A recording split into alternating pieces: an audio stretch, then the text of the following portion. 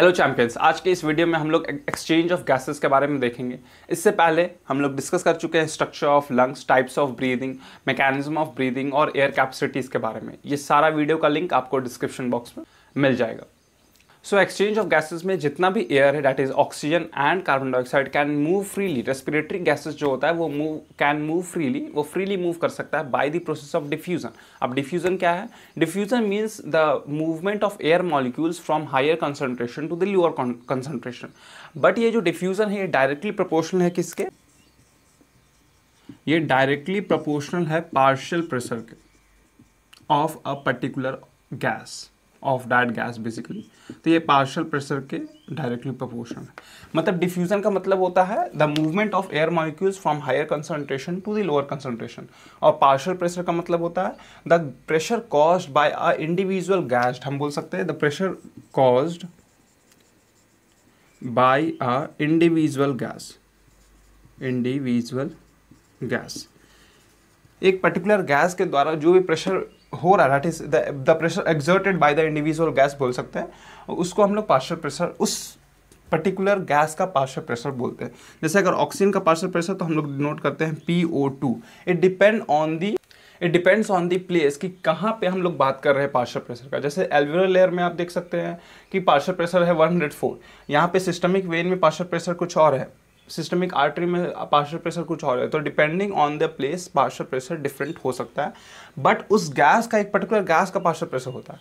Partial pressure जो होता है वो हम लोग यहाँ पे mmHg में डिनोट करेंगे। Hg means mercury. अब ये जो वैल्यू है दैट इज 159। अब ये जितना भी वैल्यू देख रहे हैं वो कैसे आया? तो 159 जो है दैट इज 159 mmHg।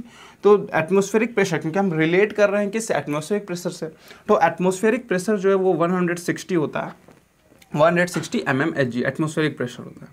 ठीक है, एटमॉस्फेरिक प्रेशर जो होता है वो 160 होता है mmHg। और क्योंकि 21% ऑक्सीजन, तो इसमें हम 21/100 अगर मल्टीप्लाई करते हैं 21% को 21/100, तो ये जब कैंसिल कीजिएगा तो इसका वैल्यू आ जाएगा 159 पॉइंट कुछ आएगा। बट हम लोग 159 mmHg लेते हैं।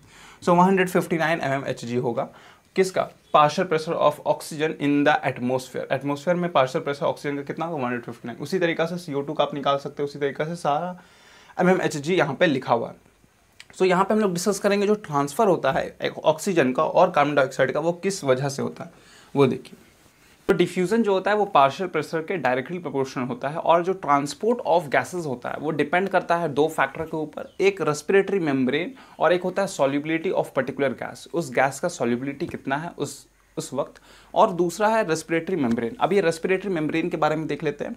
So how many respiratory membranes are present between two, मतलब कि जहाँ पे गैसेस एक्सचेंज होगा उसके बीच में कितना मेम्ब्रेन है, उसके वजह से, क्योंकि जितना पतला मेम्ब्रेन होगा उतना ज़्यादा डिफ्यूजन होगा, जितना थिक मेम्ब्रेन होगा उतना कम डिफ्यूजन होगा। So depending on the membrane, the presence of membrane, कितना मेम्ब्रेन प्रेजेंट है उसके अकॉर्डिंग भी डिफ्यूजन डिपेंड करता है। और next the solubility of gases, की गैसेस का सॉल्युबिलिटी कितना है उस पर भी डिपेंड करता है कि गैसेस का सॉल्युबिलिटी कितना है। सो रेस्पिरेटरी मेम्ब्रेन, कितना रेस्पिरेटरी मेम्ब्रेन है तो देख सकते हैं। पहला है एल्वियोलर एपिथेलियम जो कि लंग्स में प्रेजेंट है। तो लंग्स और ब्लड वेसल, दैट इज ये लंग्स है और ये ब्लड वेसल्स के बीच में जो देख रहे हैं गैप है, तो यहाँ पे जो लेयर हो गया इसको बोल देंगे एल्वियोलर एपिथेलियम। फिर इसके बाद जो लेयर हो गया उसको इसी में एल्वियोलर में ही उसको बोलेंगे एपिथेलियल बेसमेंट मेम्ब्रेन। और इसके बीच में जो स्पेस हो गया, ये स्पेस जो देख रहे हैं ये स्पेस हो गया अ थिन इंटरस्टिशियल स्पेस। और फिर कैपिलरी बेसमेंट, और ये कैपिलरी ट्यूब में आप देख रहे हैं ये जो लेयर हो गया बाहर का लेयर उसको कैपिलरी बेसमेंट बोलते हैं। और फिर इसके अंदर का जो लेयर हो गया उसको कैपिलरी एंडोथेलियल बोलते हैं। So how many layers? Total layers are present 5। 2 layer alveolar में और फिर बीच में इंटरस्टिशियल स्पेस और फिर 2 लेयर आपका इसमें कैपिलरी में, तो ब्लड वेसल में। सो डिफ्यूजन ऑफ गैस जो होता है वो रेस्पिरेटरी मेम्ब्रेन और सॉल्युबिलिटी ऑफ गैस के ऊपर डिपेंड करता है। रेस्पिरेटरी मेम्ब्रेन में हम लोग डिस्कस किए कि 5 types of membranes are present between the alveolar layer and the blood vessels. और सॉल्युबिलिटी ऑफ गैस मतलब कि उस गैस का, दैट इज CO2 और carbon dioxide and O2 that is oxygen का सॉल्युबिलिटी कितना है उस वक्त। So as you know that CO2 carbon dioxide is 20 to 25 times more soluble than oxygen. मतलब ऑक्सीजन से वो 20 to 25 टाइम्स ज़्यादा सॉल्युबल है। बट इट ऐसा तो नहीं होता है कि ऑक्सीजन डिसॉल्व हो जाता है इन द हीमोग्लोबिन, ऐसा नहीं होता है। क्यों? क्योंकि depend on the respiratory membrane, और respiratory membrane 5 types of different respiratory membranes are present, so वो उसको अलाउ नहीं करता। So if there it depends the diffusion of gases, दोनों के ऊपर डिपेंड करता है। सो यहाँ पे एक फैक्ट याद रख सकते हैं, so carbon dioxide is 20 to 25 times more soluble than oxygen, but it also depend on the respiratory membrane also, as you know.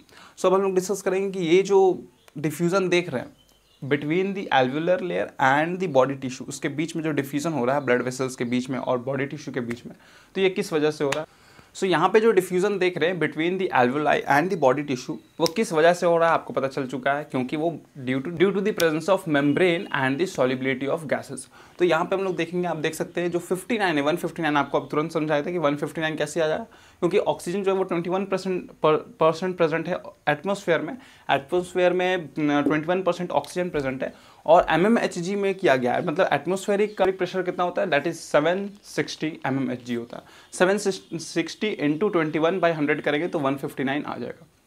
सो उस तरीका से पार्शियल प्रेशर निकाला जाता है किसी भी इंडिविजुअल गैस का। सो यहाँ पे 159 है। अब हमको बताया कि डिफ्यूजन की वजह से जितना भी ट्रांसपोर्ट ऑफ गैसेस हो रहा है वो डिफ्यूजन की वजह से हो रहा है। जितना भी ट्रांसपोर्ट ऑफ गैसेस हो रहा है in the lungs and the body tissue, वो डिफ्यूजन की वजह से हो रहा है। तो डिफ्यूजन का मतलब होता है from movement of air molecules from the higher concentration to the lower concentration. तो आप देख सकते हैं यहाँ पे हाई कंसंट्रेशन है, दैट इज पार्शियल प्रेशर ज़्यादा है, और यहाँ पे एल्वुलाई में पार्शियल प्रेशर कम है। तो यहाँ पे the transport of gases, that is oxygen का ट्रांसपोर्ट होगा from the atmosphere to the alveoli, that is lungs में जाएगा, एटमोसफेयर से लंग्स में जाएगा, क्योंकि उसका mmHg that is atmospheric partial pressure वो ज़्यादा है एटमोसफेयर में और एल्वुलाई में कम है। बट यही CO2 में देखिएगा तो यहाँ पे CO2 का जो पार्शियल प्रेशर है वो ज़्यादा है लंग्स में, बट एटमोसफेयर में कम है। तो इसीलिए transport of higher concentration to the lower concentration होगा 40 से वो 0.3 में, तो ऑफकोर्स ये मूव करेगा बाहर। नेक्स्ट आप देख सकते हैं ये जब एंटर करता है दैट इज थ्रू डिफ्यूजन, जब ये एल्वुलाई से ऑक्सीजन डिजॉल्व होगा हीमोग्लोबिन में, और ये जब ऑक्सीजन डिजॉल्व हो जाएगा हीमोग्लोबिन में, तो ये जब हार्ट में आएगा और सिस्टमिक आर्टरी में इसका, क्योंकि O2 का जो पार्शियल प्रेशर है, O2 का जो पार्शियल प्रेशर है वो ज़्यादा होगा इन कंपैरिजन टू द CO2, क्योंकि अभी तक वो जो ऑक्सीजन है ऑक्सीजनेटेड ब्लड ट्रांसपोर्ट नहीं हुआ है बॉडी टिश्यू तक, तो उसका पार्शियल प्रेशर ज़्यादा होना चाहिए in comparison to the body tissue, तभी तो ट्रांसपोर्ट हो पाएगा। सो आप देख सकते हैं that partial pressure of O2 is ये ज़्यादा है इन कंपैरिजन टू द CO2। तो पार्शियल प्रेशर 95 है और CO2 का 40 है।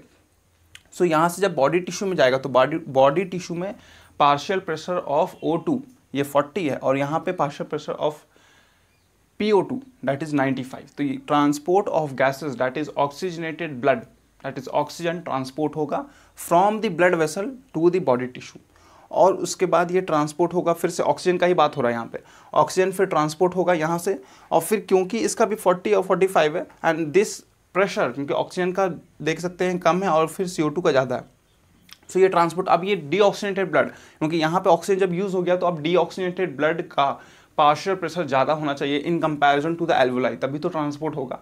सो partial pressure of CO2 that is deoxygenated blood, उसका पार्शियल प्रेशर ज़्यादा है इन कंपैरिजन टू द O2, आप देख सकते हैं, और यहाँ पे फिर CO2 का पार्शियल प्रेशर 40 है, तो transport of CO2 that is deoxygenated blood, CO2 transport होगा from the blood vessel to the alveoli, तो 45 और यहाँ पे 40 है, तो वो ट्रांसपोर्ट हो जाएगा एल्वुलाई में, और फिर एल्वुलाई से वो बाहर निकल जाएगा। तो ये साइकिल चलते रहेगा, और ट्रांसपोर्ट ऑफ ऑक्सीजन और CO2 होगा from the alveoli to the blood vessel and again from the blood vessel to the body tissue, और फिर बॉडी टिश्यू से फिर से वो ब्लड वेसल में जाएगा और फिर वो एल्वुलाई में जाके बाहर निकल जाएगा। So this is the way how the transport of gases take place between the atmosphere, lungs and the body tissue. If you like the video then make sure you subscribe to the channel and hit the bell icon to get all the notification. Thank you.